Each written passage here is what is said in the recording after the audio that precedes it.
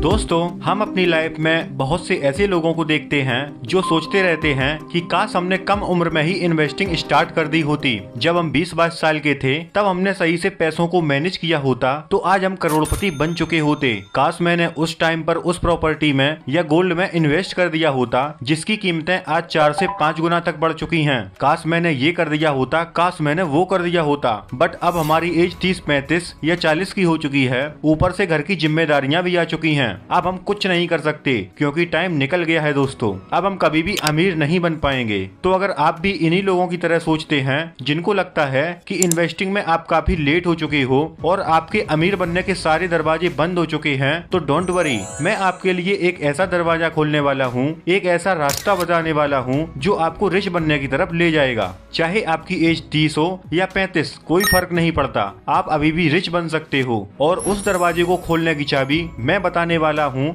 Author David बाक के द्वारा लिखी हुई 2 बुक, द ऑटोमेटिक मिलेनियर और start late finish rich book में। ऑथर बोलते हैं कि जो start late finish rich book है वो उन लोगों के लिए है जो 30s या 40s में पहुंच चुके हैं और उन्हें लगता है कि उनकी उम्र निकल गई है। काश ये इन्वेस्टिंग वाले वीडियोस हमने पहले देख लिए होते, बट उस टाइम तो यूट्यूब भी नहीं था और न ही हमारे पास जियो का नेट था। अदर कंपनियों ने डेटा पैक को तो सोने के भाव में बना रखा था, तो कैसे ये सब सीख पाते। और जब हमारे सर पर बहुत सारे लोन्स हैं और उनकी किस्तें भरते भरते हमारी लंका लगी हुई है, अमीर के आम खाक बनेंगे। जैसे तैसे हमारी एक नौकरी लगी है जिससे महीने के खर्चे ही निकल जाएं तो भी बहुत हैं। रोज रोज नौकरी पे जाना, बॉस की हाँ में हाँ मिलाना, ये सब उनको पसंद भी नहीं है, पर क्या करें, नौकरी तो हमें करनी ही पड़ेगी। तो अगर आपके भी ये सारे सवाल हैं तो आपके सारे सवालों के जवाब इस 10 से 11 मिनट की वीडियो में मिल जाएंगे। तो दोस्तों, इस वीडियो को बिल्कुल ध्यान से पूरा देखिएगा। और अगर आपकी उम्र 30 से कम है तो ये वीडियो आपके लिए और भी ज्यादा इम्पोर्टेंट है,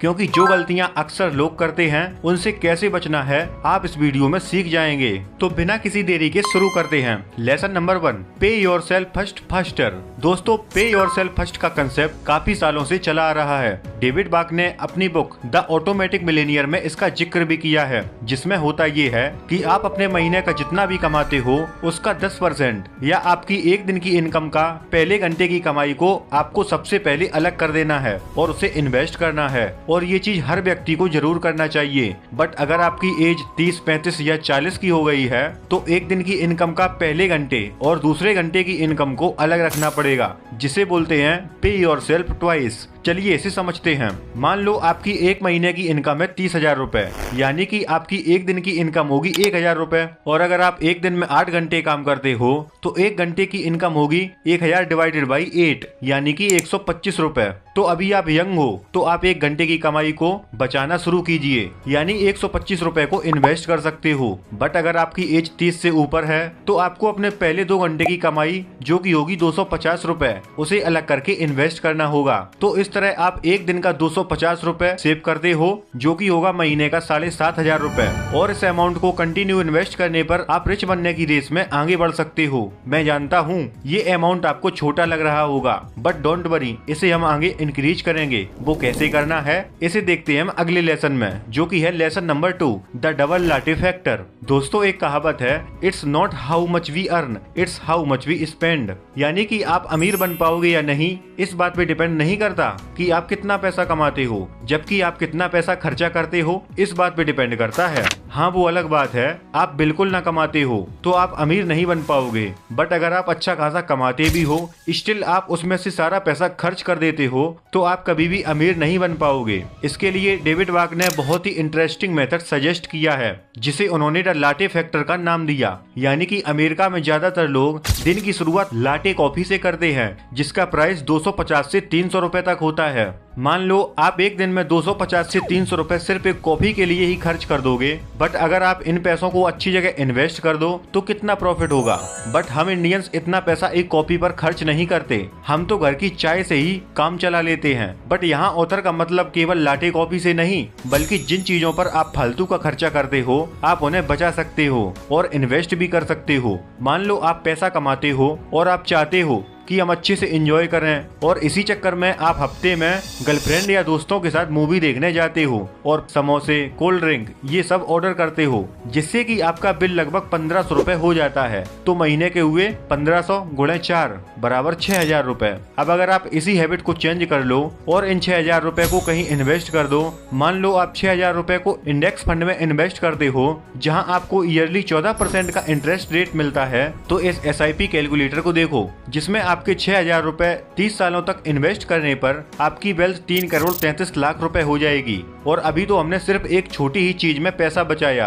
अगर आप इसी तरह अपने खर्चों में कटौती करके पैसे बचा लेते हो तो आप महीने के 15,000 भी इन्वेस्ट कर सकते हो। अब जैसा कि हम जानते हैं कि आप इतने लंबे टाइम तक इन्वेस्ट नहीं कर सकते क्योंकि आपकी एज ऑलरेडी ज्यादा हो चुकी है, तो बाकी के 30 साल वेट कैसे करें? उसके लिए आपको सिंपल डबल लाटे फैक्टर का इस्तेमाल करना पड़ेगा। जहां पहले दिन आप 400 रुपए बचा रहे थे, वहीं आपको दिन का 700 से 800 रुपए बचाना पड़ेगा। अब आप सोच रहे होंगे कि इतना पैसा कैसे बचा पाऊं, तो डोंट वरी, इसका भी इलाज है अगले लेसन में।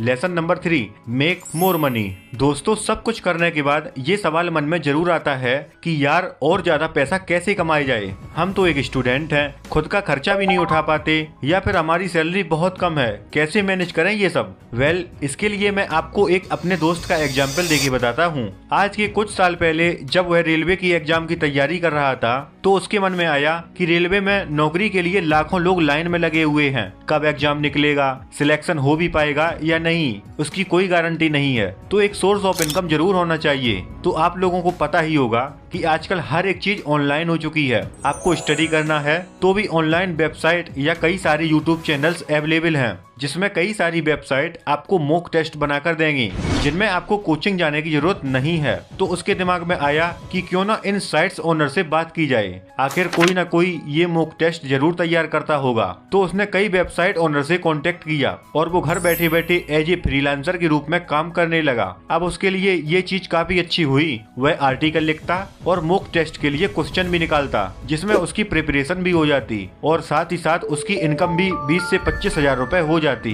तो मेरे कहने का मतलब बस इतना ही है, चाहे आप जॉब कर रहे हो या स्टडी, आपको अपनी स्किल के जरिए कुछ ऐसा काम करना चाहिए जिससे आप महीने के 10-15 हजार रुपए एक्स्ट्रा कमा ही लें। और आज के डिजिटल एरा में लोग वीडियो एडिटिंग करके, स्क्रिप्ट राइटिंग करके या कोई डिजिटल प्रोडक्ट सेल करके बड़े आराम से पैसे कमा रहे हैं। अब आता है last lesson number 4, make it automatic and plan your tax properly. दोस्तों, ये सबसे इम्पोर्टेंट लेसन है आपके लिए, जो आपकी सच में हेल्प कर सकता है। क्या आप जानते हैं कि आपको जो सैलरी मिलती है वो पूरी नहीं मिलती, उसका कुछ हिस्सा तो पहले हमारी गवर्नमेंट को चला जाता है टैक्स के रूप में। आपकी सैलरी कितनी है और उस हिसाब से आप किस टैक्स स्लैब में आते हो, उस हिसाब से आपका पैसा ऑटोमेटिक कट जाता है। क्योंकि कुछ भी हो जाए, गवर्नमेंट अपना टैक्स लेना नहीं भूलती। गवर्नमेंट को कोई फर्क नहीं पड़ता कि आपके बच्चों ने खाना खाया या नहीं, तुम मरो या जियो, वो तो सबसे पहले अपना हिस्सा ले लेती है। अब देश के नागरिक होने के नाते टैक्स तो देना ही पड़ेगा, बट वहीं गवर्नमेंट हमें कुछ सुविधाएं भी देती है जिससे हम अपना टैक्स लीगली बचा सकते हैं, जिसमें काम आता है हमारा ऑटोमेटिक प्लान। आप इस चार्ट को देखिए, इसमें आपकी सालाना इनकम अगर 3 लाख रुपए है तो आपको कोई टैक्स नहीं देना होता है, और अगर आपकी इनकम 3 लाख से 6 लाख के बीच है तो आपको 5% टैक्स देना होगा, और अगर आप 6 लाख से 9 लाख रुपए कमाते हैं तो 10% टैक्स देना होगा। तो आप किस टैक्स स्लैब में आते हैं उस पर डिपेंड करेगा कि आपको कितना टैक्स पे करना पड़ेगा।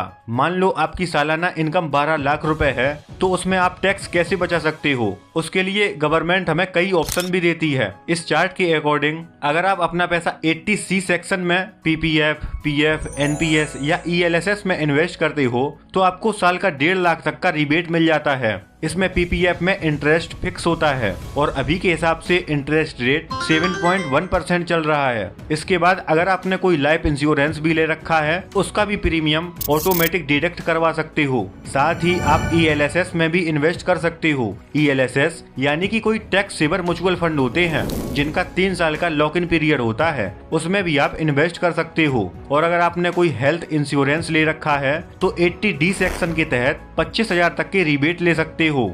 इस तरह और भी ऑप्शन हैं जिसमें इन्वेस्ट करने पर आप अपने टैक्स को लीगली बचा सकते हो। लेकिन दोस्तों, इन सभी में इन्वेस्ट करने से पहले उनका लॉक इन पीरियड जरूर चेक कर लेना, क्योंकि इन्वेस्ट करने के बाद आप उन पैसों को लॉक इन पीरियड तक निकाल नहीं सकते। जैसे PPF में लॉक इन पीरियड 15 साल का होता है तो आप अपने पैसों को 15 साल तक विड्रॉ नहीं कर सकते। इसी तरह आप ऑटोमेशन का यूज करके SIP के थ्रू इन्वेस्ट कर सकते हो। तो अगर आपको लगता है कि आपकी एज ज्यादा हो चुकी है तो इन स्टेप्स को फॉलो कीजिए। तो आई होप ये वीडियो आपको पसंद आई होगी।